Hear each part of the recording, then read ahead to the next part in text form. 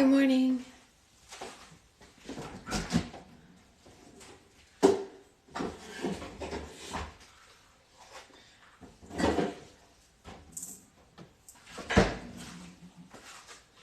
How's it going?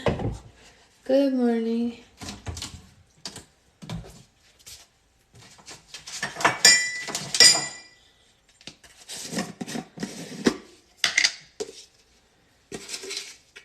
Book club, what? Morning, Liz. Morning, Tiffany. Your last night, I fell asleep. Thank you. Oh, you're so welcome. I'm happy to do it. More than happy to. Happy to help everybody get a little bit better sleep. And now we're going to help everyone get a little wakey.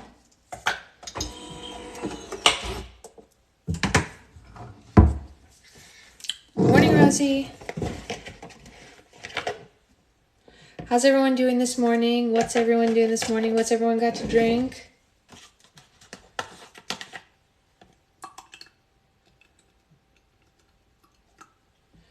Anything good? Everybody got some good stuff? Hey, Amanda. Iced coffee. Nice. Classic. Flavored water. What flavor?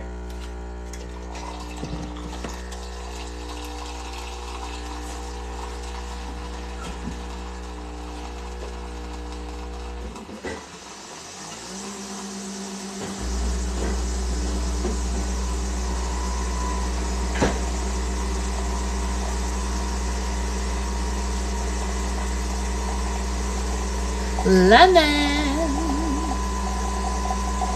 Oh man, that smells good. Yeah, that smells good. I needed this coffee.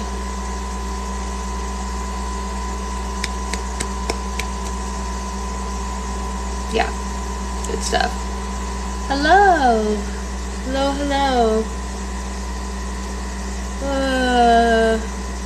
I'm not drinking anything, but I'm playing with the caramel. What do you mean playing with it? What does that mean? What do you mean playing with a caramel frap? Like just like messing with it with the straw?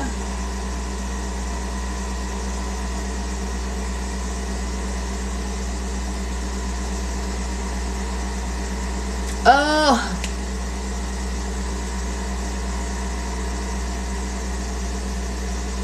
You're smart. That's cute.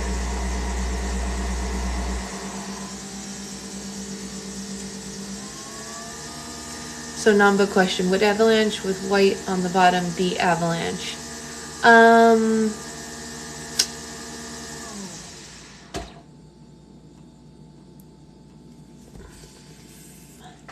I guess not technically, because the name comes from the look of like an avalanche of snow going down the hill, but it would create the same texture in the end. It's a good question, Tiffany. It's a good question.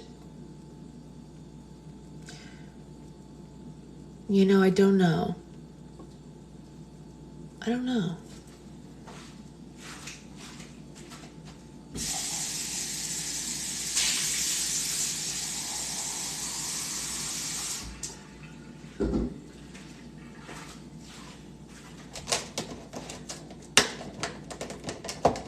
You're watching Beetlejuice right now? Nice.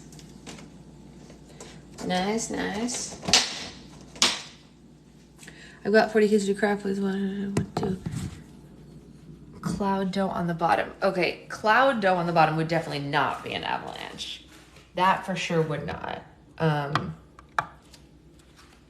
Cloud dough on the bottom and clear on top would still mix to cloud dough in the end.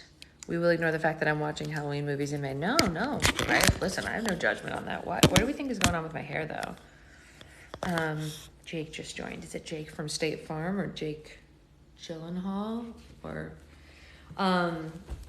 yeah, so cloud dough, no, it would not be an avalanche anymore. Hi, Katie. It's book club time. We don't do slime during book club time. If you look at the little label of what the live is about, it says book club. Just thinking with kinder kids, just thinks a cloud dough would be better. Yeah, Yeah, I mean, it's not that you can't do it. Well, it would be a float, Amanda, if it was the other way around. If you put the cloud dough on top and you put the clear on the bottom and put cloud on top of it, that's a float. But having the cloud dough on the bottom and then having clear on top of it, it's still just a cloud dough. Oh, no worries, Jessica. We're finishing up Wasteland. However, I think it's still a great option, Tiffany. I just think don't call it Avalanche. You know what I mean? Croissant, man, so good, so good. Yeah, floats are great. Floats are great.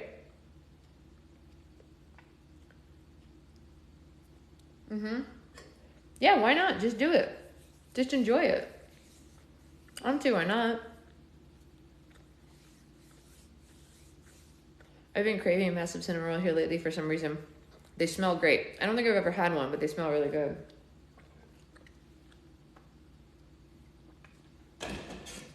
Looks like it rained here too, Rosie, because the ground's wet outside. It's raining for you right now. Maybe the rain's moving in your direction. I hope. I hate the rain. Love coffee though.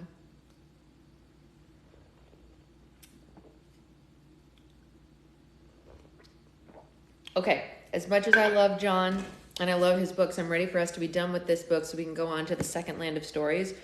Do you live close to any beaches in Cali? That would be a dream of mine. Yeah, I do. Oh, thank you, Tiffany. You're so sweet. Thank you. Lauren, I do. I live in Orange County, California, so I live near a lot of different beaches, actually. And Secret Boyfriend lives in LA, really close to the water. Not necessarily next to a beach, but near a marina. Maybe the rain will pass fast then. Maybe. It's not raining right now, obviously. You can see I'm looking out the window. Yeah, I don't know. All right, let's get cracking. We're real close to the end. We should be able to finish today or tomorrow. Maybe not today, but definitely by tomorrow, I hope. So that we can move on to Land of Stories Book 2. That would be nice. It would be nice. All right, let's see. Chapter 56. I'd never been to Anchorage in the past, I guess because I'd never really had a desire to go. After seeing it in the future, though, I kind of wished I would have dropped by at least once. Vancouver had been different, but the little bit of knowledge that I'd had from my previous visit had helped some. The entire city was surrounded by a metal wall, much like Seattle had been, but with a lot less security. Wolf had hung back about 2 miles from the gate, burrowing into the snow and basically telling me to call him when it was supper time. Archimedes said he'd take us to the safe house within the city walls where we would wait until dark for our assault on Cross's facility. Ark drove and flashed some sort of badge to one of the 2 guards posted beside the tall entrance, and we were in, navigating the semi-busy streets of Anchorage. I was in the passenger seat taking it all in when Archimedes suddenly said, "I don't know Piper better than you, Jericho." I was a little taken aback. I glanced behind us to make sure that Piper and, well, anyone else was out of earshot. You probably do, man." He shook his head. "I don't. I'm sorry about everything that's happened between the 2 of you, but now that you're back, I think she feels conflict. Are we really going to talk about this right now? And that she's making a mistake with me. Because, I'm not trying to take her from you. You want her to go back home," he said, giving me a sideways glance before hanging a right into a wide alleyway. "Well, she was stranded here because of me," I told him, keeping my eyes forward. "I'm not going to tell her what to do, but I am going to give her the option." "Do you love her?"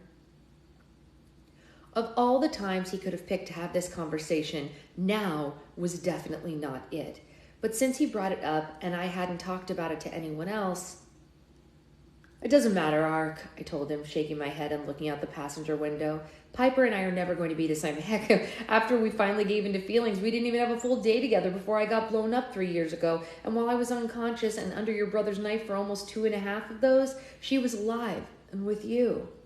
You do know her better than I do, but I have to give her the chance to go back home. That much I owe her, whether you understand it or not."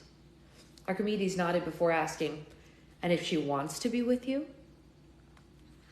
Dang it all to Helheim and back, but nothing ever got past this guy. And that was the part that I didn't want to talk about.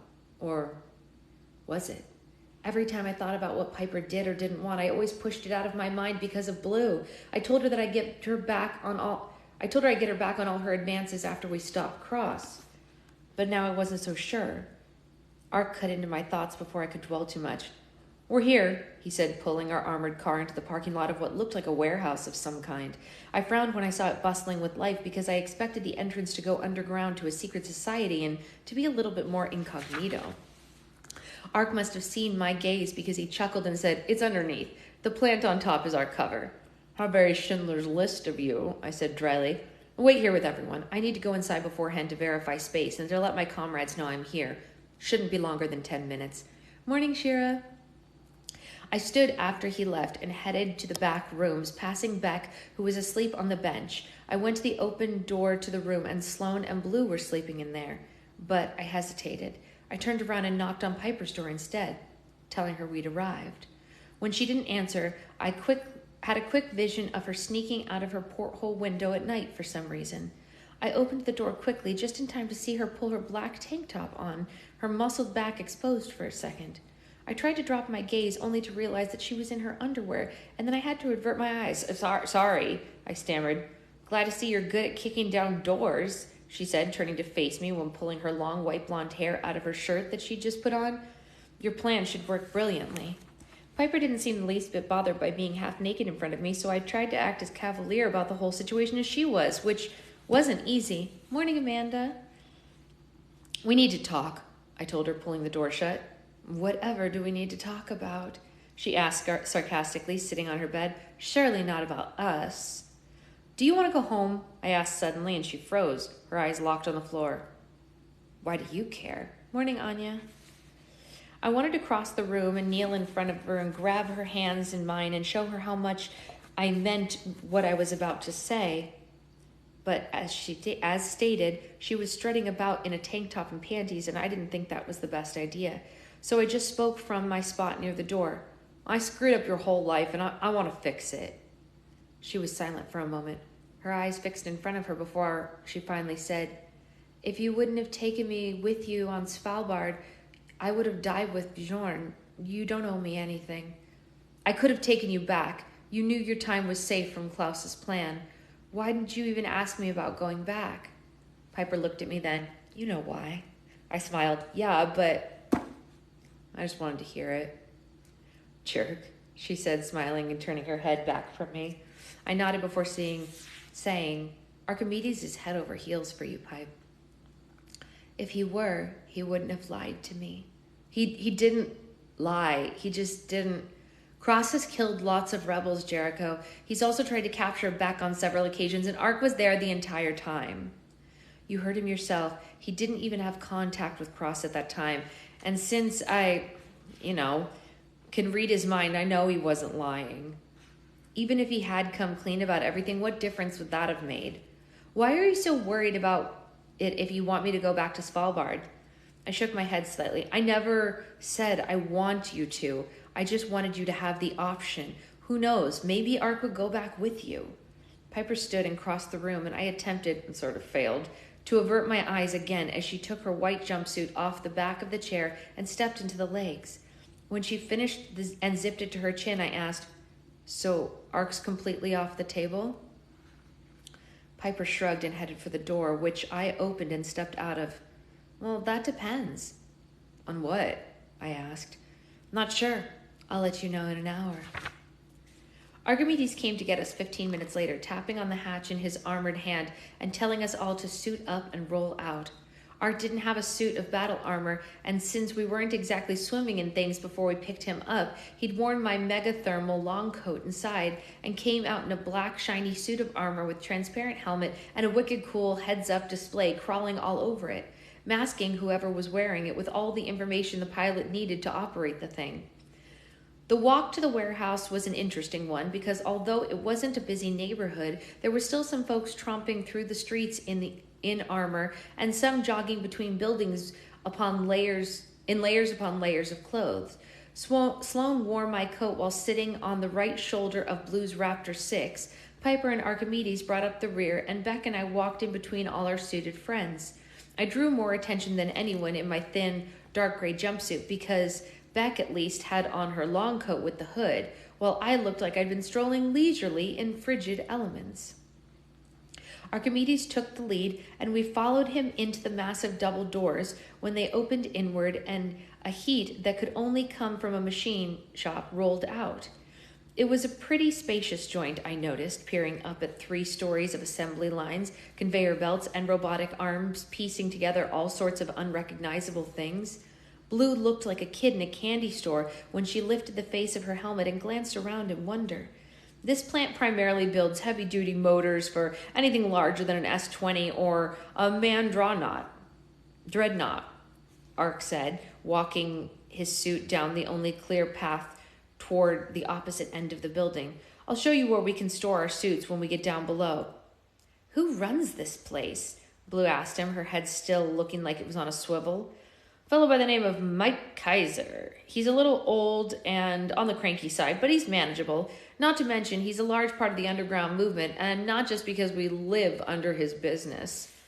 After a short walk, we reached a sort of weigh-in station or something, and all my comrades sporting suits hung a left and stowed their battle armor in a handy sectioned-off area that resembled a small parking lot.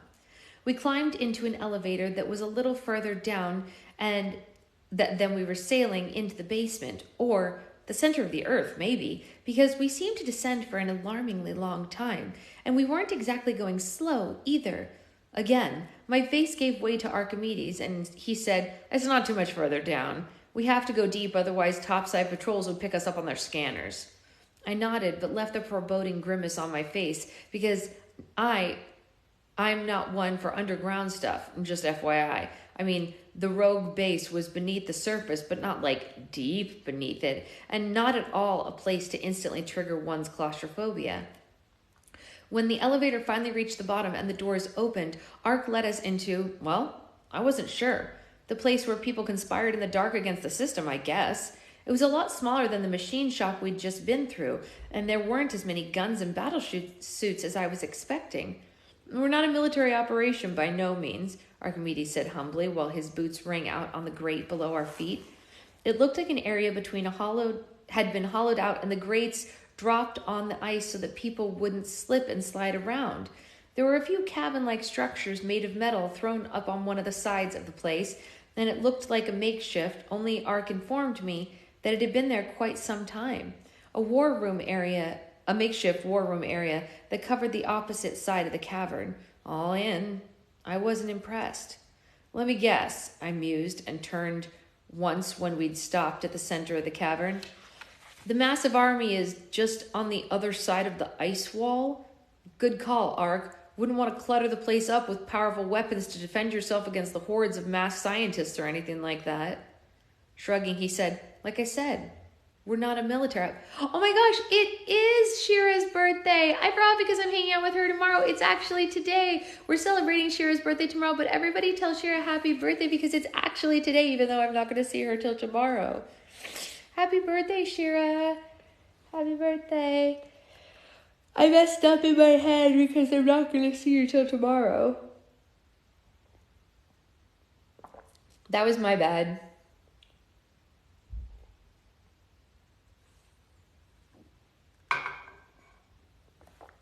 Oh, hey, Becca. I didn't even see you come in. Hi, Becca. I knew that it was this week, but for some reason I messed that up. I'm sorry, honey. Yay, happy birthday. It's even in my calendar. It's in the calendar. Boom, boom, boom, boom, boom, boom.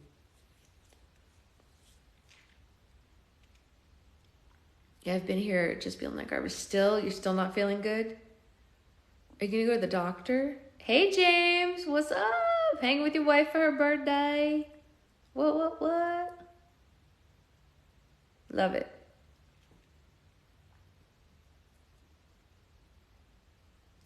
Yes, saving birthdays in a calendar is a good idea. Oh, my sister's birthday's. My sister's birthday's in 2 days.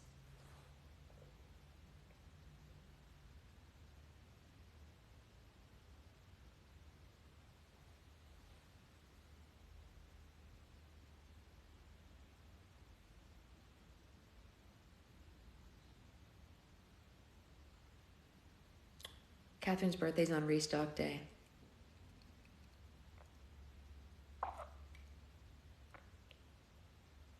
Oops.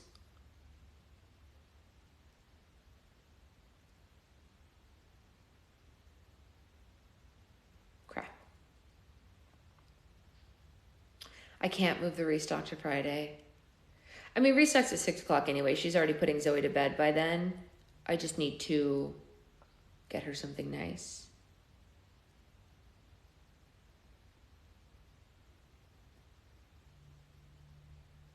Maybe we'll celebrate on Saturday evening after I work the festival. Let's finish this chapter and then I'm going to deal with that. Shrugging, he said, like I said, we're not a military op. Thanks to Ritu, though, we do have a detailed layout of the inside of Socrates' facility. Beck, who had been relatively quiet for a while, asked, why wait for dark to attack? It'll take a few hours to go over the layout anyway, Archimedes said, but also by attacking in broad daylight, you just don't make sense. We all either nodded or grunted in agreement, and then we followed him through the meager camp to the tables littered with hollow computers. Yeah, definitely something like that, Amanda. Sloane suddenly grabbed my hand. I don't like being underground. Me either, I told her. I had kind of forgotten about the 6-year-old being with us and made a mental note to make sure she didn't accidentally come with us while the grown-ups were delivering swift justice on Cross. I hope they don't die, I heard her think. I really like Blue. Me too, I thought, glancing in Blue's direction. She really was great. Dedicated, big-hearted, a genius, and beautiful. I still felt horrible about her sister's death, but since she hadn't laid blame on me, I was starting to feel myself being more drawn to her. Romance, though, happened to be the furthest thing from my mind at the time, because if somehow our mission failed that night, I wasn't going to get any chance of cultivating a healthy relationship with, well, anyone. There were 5 men working at computers when we got there, and one of them, an older guy with a graying goatee, glanced up and shook his head before addressing Ark. You're late, boy, he said in You're late, boy, he said in heavily accented Russian. Everyone, I'd like you to meet Mit Kaiser, Archimedes said, sweeping his hand to the frowning man who pushed himself from his holodesk and stood, looking at each of us with narrow eyes. A pleasure, sir, Blue said, extending a hand to him. And who might this be, Ark? Kaiser asked, accepting Blue's hand. More recruits for the good fight, I hope.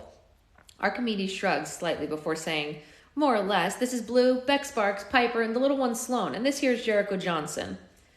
Well met, all, Kaiser said with a nod in our direction. Why are you here? We're going to take care of your cross problem, Beck said, folding her arms. Good, he said, smiling for the first time. We only just obtained layout of cross facilities, but we have our best on it. Rest a while and give us time to plan the attack. We already have one, I said to him. Just point us at the front door. Kaiser watched me closely with narrowed eyes. I take it you're not an average soldier, no? No. Cross has changed out his garrison this past week in anticipation of your arrival, Jericho, he said, turning back to his hollow computer. He now has a base filled to the brim with sinners and all of their uncanny weapons and arts. You are expecting this, no?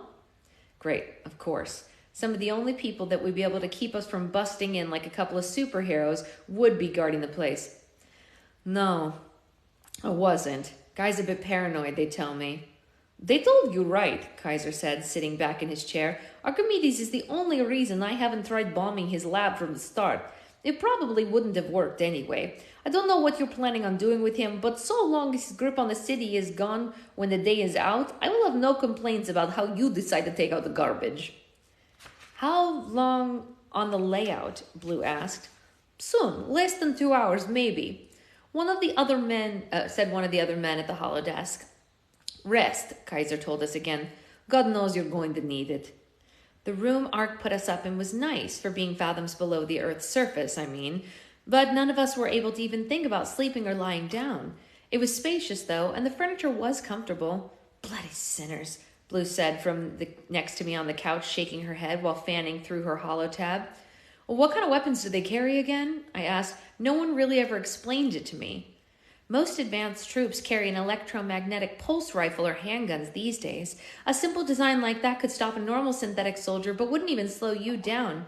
A Sin's true weapon is a certain type of ammo that they develop themselves that no one else is supposed to know about how to make. My tab lit up when she sent me a video to watch. I selected the swirling icon and the footage of the sinners in attack appeared. They were dropping people who looked to be an uprising like flies. What? Oh, whatever. This was 5 years ago in a lab in New York. A scientist uploaded a virus into a group of synthetic officers and they attacked. The sinners were called, and in less than 10 minutes, the pieces of over 200 S-class synthetics were everywhere. It really was something to watch. Whenever one of the Sins fired off a shot, it would hit about 5 of 6 robots from the aftershock. They just keep their ammo formula secret, more out of extortion than anything, Beck said, lounging across from us on the love seat, her hands behind her head and her eyes fixed on the ceiling. If anyone has a massive synthetic problem, they can only call one place. I thought you guys said they were bounty hunters or something, I said, freezing the video and then pinching and zooming in over the battlefield in front of me to get a closer look at the white armored mercenaries. They are most of the time, Blue told me. Gigs like the one they're doing for Cross are rare for them because they make more on the road in the Wasteland Badlands where they can find most of their prey trying to evade society. They know the patterns and the protocols of all types and subtypes of synthetics, so catching them isn't much of a problem. Cross must be paying them a massive amount of hollows to stay here. What about their armor? Piper asked from the table she was sitting at, her elbows on it and her fingers laced beneath her chin. Blue pulled her mouth to one side while she tabbed through information. Looks to be pretty standard stuff. More on a uniform than really battle armor. Then they'll bleed like other men, Piper said. If Cross hired them, he knows we're coming, and therefore he's more ready for us than we are for him, Beck said, surprising me because the odds had never been something that she had particularly worried about. So a surprise attack is what he'll be expecting, and he won't be looking for anyone to come ring his doorbell, which is what we need to do. Blue closed out her tab and leaned forward, putting her elbows on her knees and staring at the floor hard. If anyone tries that, they'll be cut to ribbons in seconds by gunfire.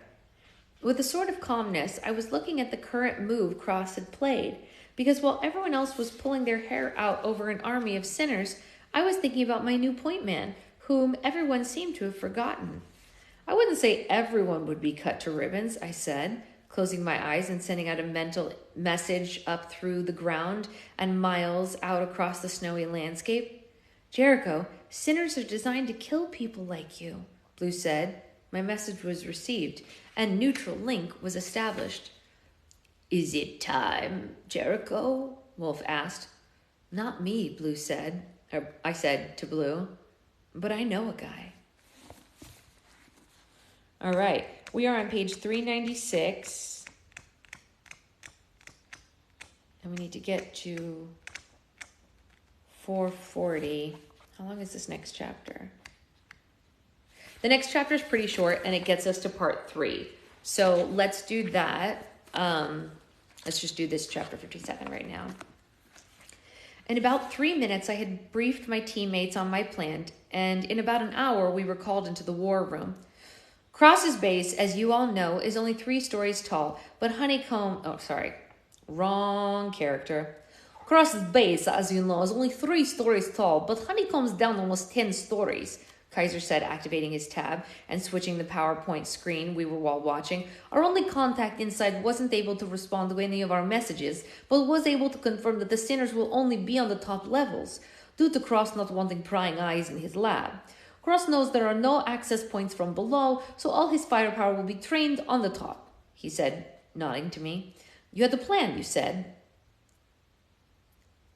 446, Miles repeating all the numbers. Oh, hi, sweetheart. How are you, Miles? 446. That's right. I stood and walked to the map of the first 3 stories, the entrance being the most prominent on the screen. Not many people were gathered for the briefing, and I realized that not many people were going. Then not many people needed to know the scoop. The courtyard is where Cross most likely planned for all of us to die, so that's why I'm sending in an associate of mine to get the attention of every last sinner in the place. Archimedes let out a sigh of relief. Thank you, Jericho. I'm glad that you considered my... Yeah, not you, Ark, sorry, I said, shaking my head. I'm sending in Wolf. Hey, Mia, this is Wasteland. We're almost done. Boom, Beck said, nudging Ark, who was looking at me in confusion. Didn't see that coming, did you? Kaiser, who inquired who Wolf was, Kaiser inquired who Wolf was, and in about 2 minutes, man, I was really getting good at knowing how we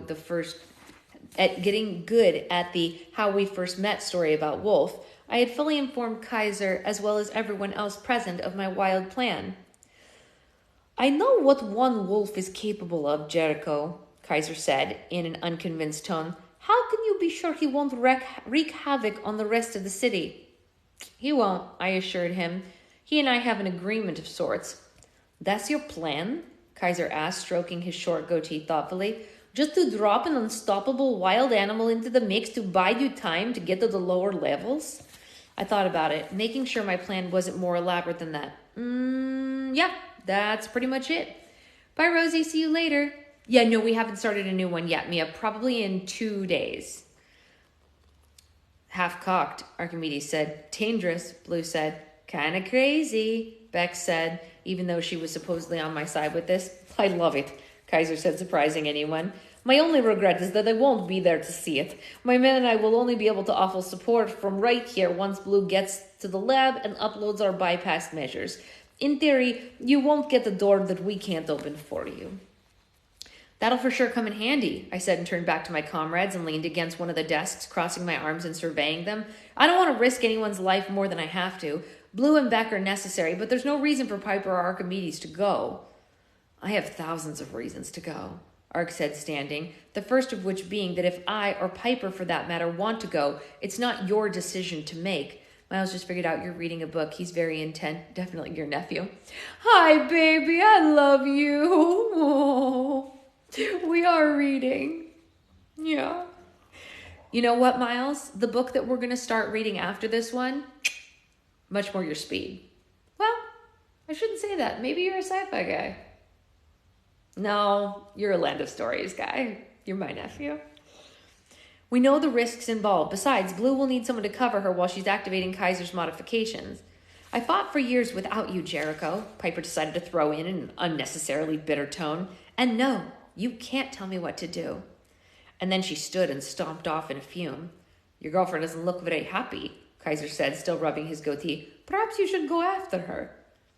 She's not my girlfriend, Archimedes and I said at the same time. We ended up looking at each other after our fumble of synchronism, and silence followed for a few seconds before Sloane, who didn't really need to be there because she wouldn't be aiding anyone during our raid, said, Awkward. Shut up, we both said at the same time again before glancing at each other and saying, Stop that, together. Like I said, Sloane said, wrinkling her nose at us. Awkward.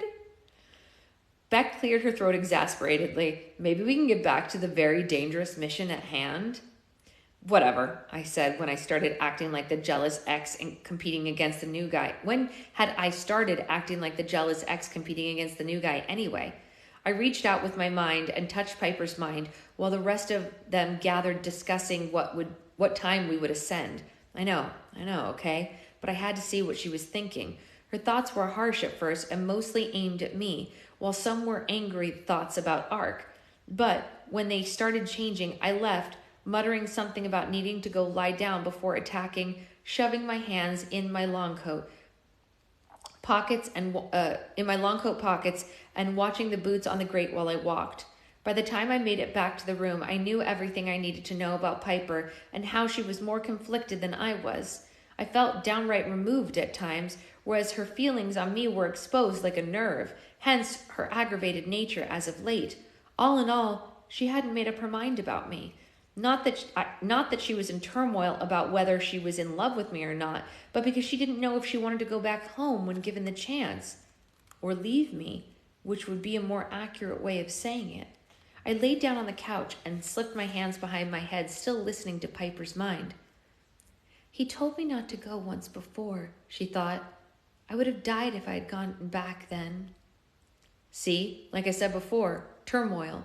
And then her thoughts turned way dark, and she began imagining what it would have happened if she had gone back and gotten herself killed like Chloe and I had. And then her thoughts turned back to Archimedes, and I ended up turning the channel off after about 10 seconds, because contrary to popular belief, I now knew that Piper was in love with someone other than me. And then her thoughts, I guess I'd known it all along. I just didn't want to take the time to actually stop long enough to think about it. I had great excuses like, trying not to die during the road trip from hell and juggling my crazy powers and sometimes lack thereof, and that resulted in 2 of my friends dying. But now that I had stopped long enough to think about it and see the picture so plainly in Piper's mind, I felt sick to my stomach. I sat up and swung my boots to the floor, rubbing my hands together slowly and peering around the empty room. Jericho, I heard her think. I must see him. What? Before I had time to think much, Piper walked into the room. Hey, I said conversationally, standing. I was just thinking about you. Morning, Shelley. She didn't say anything, crossing the room at a fast pace and putting her arms around my neck quickly.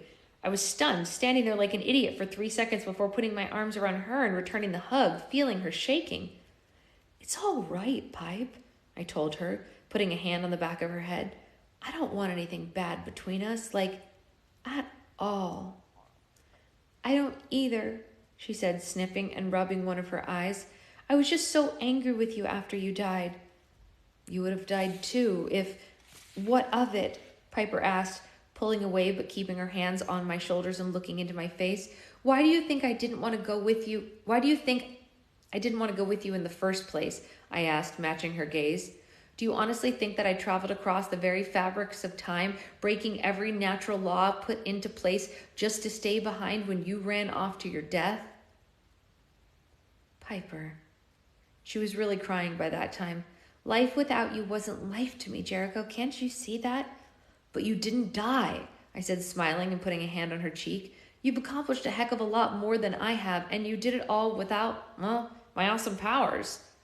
She smiled, shaking her head and looking away. I knew she would smile at that. Besides, you've got Ark now. Piper nodded slowly, her eyes on the floor. He has helped me a lot. He's a little too full of himself for my taste, I said casually, letting out a breath and putting my hands on my hips. But, as luck would have it, I don't have to date him. She laughed a little, but I could tell my jokes weren't going to make her feel better. Look, I said, sitting on the couch and pulling her down beside me. I thought I was always going to be there for you, but I wasn't. Archimedes really loves you, and I wouldn't say that just to help him get out of the doghouse. I've listened to his mind, Piper, I told her, nodding reassuringly. The dude's crazy about you. She didn't say anything, so I finished my speech. You wouldn't have met him if you'd died with me, I said, and she slowly nodded, a tear rolling down her cheek, before she laid her head on my shoulder. I wrapped my arm around her and sighed. Peace. Finally, after weeks of Piper being at my throat and hating me for reasons I wasn't sure of, we'd finally worked things out. Of course, I'm a lot better looking than he is, but that's true in most cases. I've never been happier to receive a hard elbow jab to the ribs. And come on, I've got to be a better kisser. Have you seen that guy's lips? He'd be like making out with Alan Rickman. Piper was smiling now, and the jokes, even though they were lighthearted, somehow managed to make the sickish feeling reappear in my stomach. Piper thought for a moment before saying, You two are pretty evenly matched, I'd say. I acted aghast, but I supposed that I'd had it coming, and then I asked, Have you decided about Svalbard yet? The question didn't catch her off guard like I thought it might, since it was so random, but her smile wavered and she said, I'll let you know. I could always read your mind, I told her, touching my temples with 2 fingers and narrowing my eyes at her. I haven't decided yet, she said, standing. You'll be the first to know when I do, though. That seemed fair enough, I guess, and then our tabs lit up. It'll be dark in 20, people, Beck echoed to all of her comrades. Jericho? Yeah, I said, falling into step behind Piper towards the door. Brain message your new friend and tell him it's almost supper time, and then get into the elevator. Time to finish this thing once and for all. Oh, and don't forget that Cross has to fix me before we, kill him. Yeah, we're not going to kill him, Archimedes buzzed in. Ready? I asked Piper when we traversed the darkened hallway towards the main chamber. I felt her hand grab mine. I really like you, you know. I know, I said, squeezing her hand. Don't worry, though, because I'm all superhuman now, remember? What's the worst that could happen? That's never a good sign. You should never say what's the worst that could happen when you're heading into battle. Yikes. That's not a good plan. Not a good plan. All right, so before I go, can I talk to all the moms in here really quick? If you are a mom, when you were a new mom, what is the number one thing that you would have wanted? Because I am going to go and immediately purchase a gift for my sister. Oh, also, I have Zoe this morning because I take her to dance class.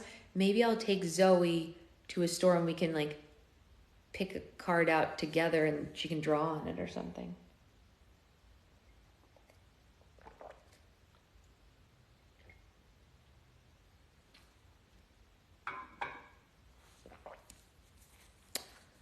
Time away, a day to myself. Okay. A nap.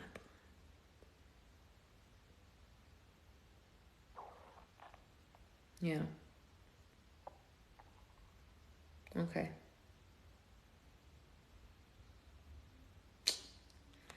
Yeah. I think getting her to leave both the kids is going to be almost impossible this month, maybe even next month. But maybe if I buy her something and tell her, like, in July she can go. Spit up cloths and someone to help between feedings. I already do that stuff, though. Like, yesterday, Catherine was here for a couple of hours, and I held the baby the whole time for her. It is hard to have time away if you're nursing.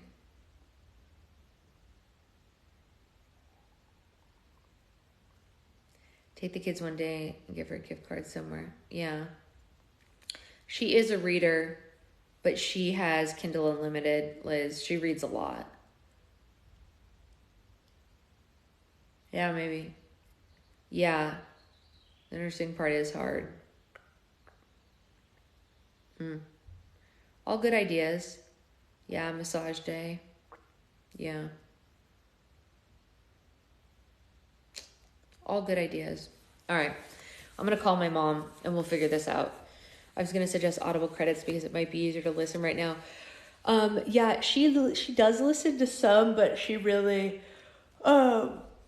she listens to podcasts more. Meals so they don't have to cook. Oh, I cook for her anyway, Shelly. I do all the cooking for them. Yeah. Maybe a bath basket for now. That's not a bad idea. Taking the baby wouldn't have made me happy, to be honest. Just nap and play with Zoe. Yeah. I don't take the baby away. Like, she's here when I have him. I just hold him so that she can play with Zoe, you know? Okay. I'm going to figure it out. Good plans.